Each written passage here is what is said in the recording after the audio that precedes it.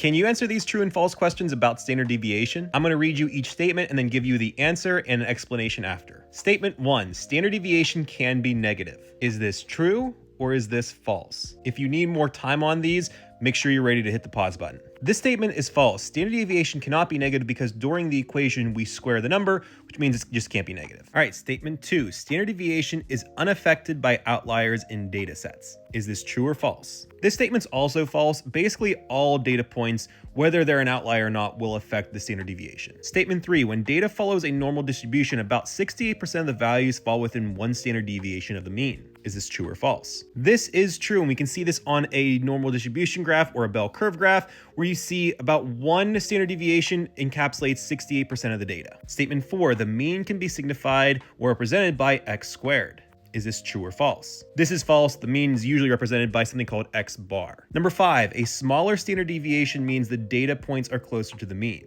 Is this true or false? This is true. Typically, when the standard deviation is smaller, that means the data points are closer to the mean and there's less variation. Number 6, standard deviation and standard error of the mean are the same thing. Is this true or false? This is false. You use standard deviation to calculate standard error of the mean, but they represent two different values. Number 7, outliers typically increase standard deviation. Is this true or false? Typically, outliers increase standard deviation since they are increasing the variation within a set of data. And last one, number 8, a standard deviation of 0 means all the data points are the same value. Is this true or false? This is true. Typically, if the standard deviation is 0, it just means there's no variation in the data points, which means the data points are exactly the same.